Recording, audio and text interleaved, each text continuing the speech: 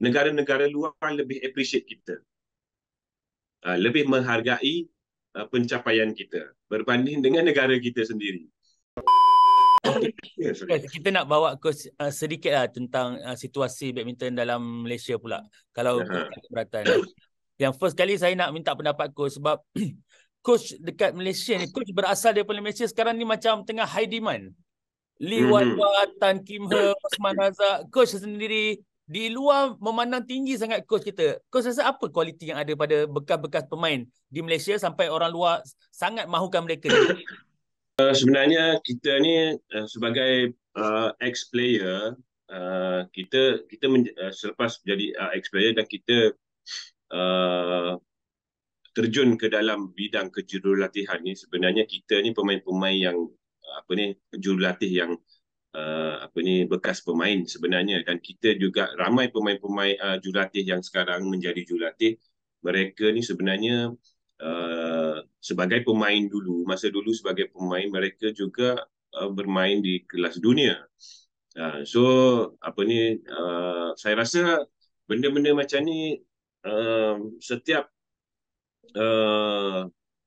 persatuan ataupun association ataupun akademi, mana-mana kelab mungkin harus menitik beratkan tentang ini, kerana bagi saya seorang jurulatih, kalau kita fikir kita nak mengambil jurulatih yang baru, sebenarnya kita jurulatih yang baru ni, kita sebenarnya kalau jurulatih yang berpengalaman, kita dah tahu mereka dah pernah melahirkan pemain-pemain yang bagus. Tetapi jurulatih seperti seperti kita ni, kalau kita tengok jurulatih yang sedia ada, even dekat dalam BEM sekalipun, macam mana mereka memilih, kriteria apa yang mereka nak sebenarnya.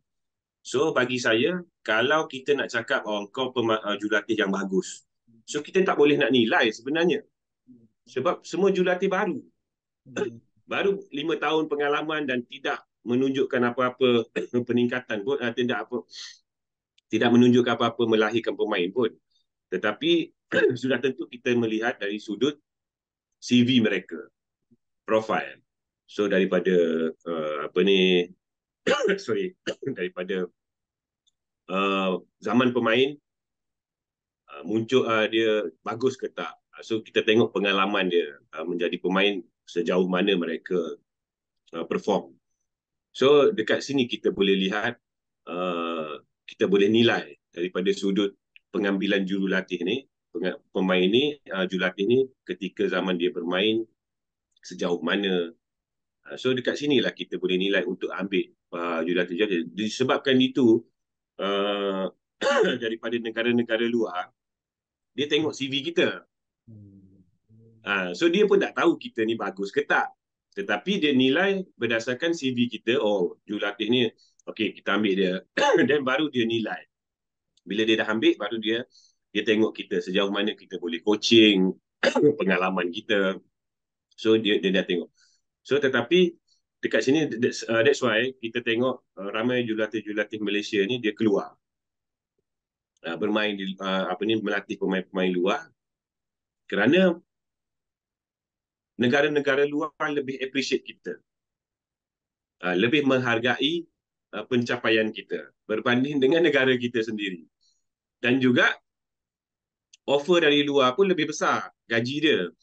So kita sebagai jurulatih, apa yang kita nak sebenarnya ialah, of course, salary, good salary, dan at the same time kita pun nak bekerja, kita nak melatih pemain-pemain, tak kira lah dekat mana yang kita berada, kita nak latih pemain di akademi kita tu meningkat. Tetapi kita sebagai jurulatih, tanya mana-mana jurulatih pun, pasti mereka akan tengok salary. Kan, kalau setakat bayar kecil-kecil, kita pun tak nak. Betul tak? Bukan kita cakap pasal kau tengok duit, kau tengok gaji apa semua. Bukan. Tetapi kita tengok berdasarkan sekarang punya ekonomi. Betul tak? So, dan kita pun nak kena tahu persatuan ataupun akademi, mereka mampu tak bayar apa yang kita nak. Sebab itulah pemain jurulatih-jurulatih kita ni banyak berlatih di luar dan mereka boleh bayar besar, boleh bayar tinggi. Tetapi dekat Malaysia ni, jurulatih lokal seperti kita ni, dia tak boleh nak bayar tinggi. Tetapi kenapa jurulatih daripada luar, daripada Indonesia, mereka boleh bayar tinggi? So, sebenarnya benda yang konteks yang sama je. Kalau mereka bayar kepada kita apa yang macam mana mereka bayar kepada jurulatih daripada Indonesia, kita pun dah rasa cukup dah. So kita dah rasa besar lah. Tetapi that's why saya cakap, mereka tidak menghargai pencapaian kita. Tetapi dia menghargai pencapaian negara luar. Sama juga, so macam sekarang ni kita boleh nampak Malaysia ambil negara luar ambil jurulatih Malaysia. So dah macam dah jadi macam tradisi dah. Okey, negara luar ambil Malaysia, Malaysia ambil negara luar. So jadi macam kita macam import player lah. Import jurulatih lah. So Malaysia ni import jurulatih dan Malaysia ni ekspor jurulatih. So keluar masuk macam tu. Tapi bila jurulatih Malaysia ni menunjukkan peningkatan, menunjukkan hasil, barulah mereka nak panggil. So barulah mereka nak panggil. Tetapi bila mereka panggil, kalau kita tak nak balik, yang salah siapa? Kita lah. Yang salah kita lah. Kau tak nak bantu Malaysia, kau tak nak balik Malaysia, kau tak nak. Tetapi kenapa mesti nak salahkan kita? Betul tak? Sedangkan daripada awal-awal kalau dia cuba, bukan kita nak suruh ambil. So maksudnya beri peluang kepada jurulatih-jurulatih yang sepatutnya peluang. Kalau 2 tahun tak jadi, barulah kita tukar. Betul tak? Tetapi sekarang ni memang ramai yang cakap dengan saya, cakap, Hafiz, ni baru betul position kau, tempat kau. Kau jaga Sindu, ni baru betul. So ramai yang bercakap, masa dulu kau dekat sana tu, tu bukan tempat kau tu, kau ni. So masa dulu saya dekat BM, saya latih pemain junior, budak umur 13 tahun, 14 tahun. Sebenarnya pemain-pemain tu jurulatih state pun boleh ajar. So pemain-pemain kita nak groom kan, pemain-pemain baru 13 tahun, 14 tahun. So tetapi kalau saya sebagai jurulatih dekat sana, bila saya bersuara, kalau saya bersuara, kenapa saya jaga budak kecil, junior, ini, so nampak yang kita ni demand position, nak duduk sini ni. So jadi kalau kita tengok, sebenarnya jurulatih yang sepatutnya duduk dekat atas tapi duduk kat bawah. Jurulatih yang sepatutnya duduk bawah ni pergi duduk atas. So pelik kan? So sebenarnya isu ni sebenarnya kalau kita tengok, sebenarnya bukannya datang daripada pemain ataupun jurulatih. Sebenarnya datang daripada management. Management yang tak pandai susun. Siapa jurulatih mana yang sepatutnya berada ni. So sebab tu sekarang ni ramai jurulatih-jurulatih dari Malaysia ni lari.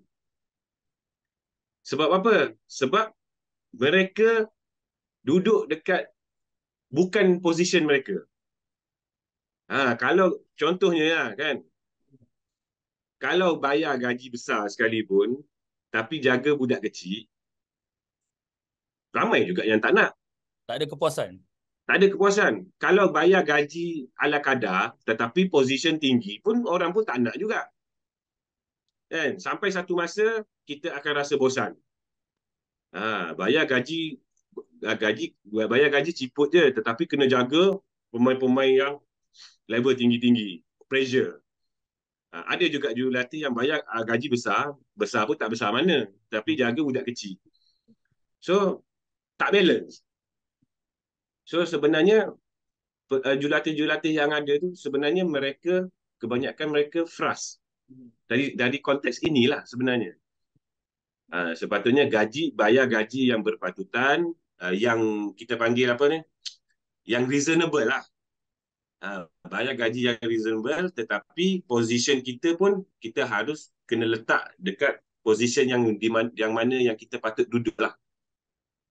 So bagi saya, apa yang saya nampak sebenarnya, ramai pemain jurulatih yang daripada Malaysia ni lari keluar sebab mereka inginkan, sebab yang datang yang lari pun dia tengok offer juga. Kalau offer daripada luar pun offer tak berapa, dia orang tak pergi juga. Tetapi kenapa mereka pergi keluar, lari keluar negara, sudah tentu good offer. Sudah pasti. Dan contoh mungkin Wong Chun Han lah. Selepas dia berhenti terus dapat Hong Kong sana kan. Yes, betul. So bagi saya, kita boleh nampak sendiri kenapa dia resign daripada PEM. Kenapa dia resign? Sudah tentu mungkin tidak tahan tekanan dekat dalam. Mungkin gaji tidak menjadi faktor lah mungkin, tetapi tekanan. Lately macam SEA Games ke apa kan kena tembak kan. So mungkin tekanan. So dapat offer daripada Hong Kong, mungkin ada link, ada kabel ke apa mungkin. So dari sana offer, okey banyak ni sekian. So menarik minat dia untuk meninggalkan BAM. So that's why dia pergi. So bagi saya, kita boleh nampak lah kenapa. Even saya sendiri pun saya resign. Bukan soal gaji. Saya resign bukan soal gaji, tetapi kita tidak puas hati dengan apa yang kita berada dekat sana. So saya dapat offer daripada India, di mana offer yang lebih bagus, dan untuk saya punya kita panggil peningkatan dari segi jurulatih, so pengalaman, so berkembang. Kita sebagai jurulatih kita nak. So kalau saya masih duduk dekat BEM, jaga budak 13 tahun, 14 tahun, so bagi saya tidak ke mana. So bagi saya ada dapat peluang macam ni, lebih baik saya keluar. Tetapi kalaulah BEM tu nampak sebenarnya position saya dekat mana sepatutnya dia letak, dia akan letak. Dia akan ambil. Okey Hafiz, you tak payah pergi mana-mana.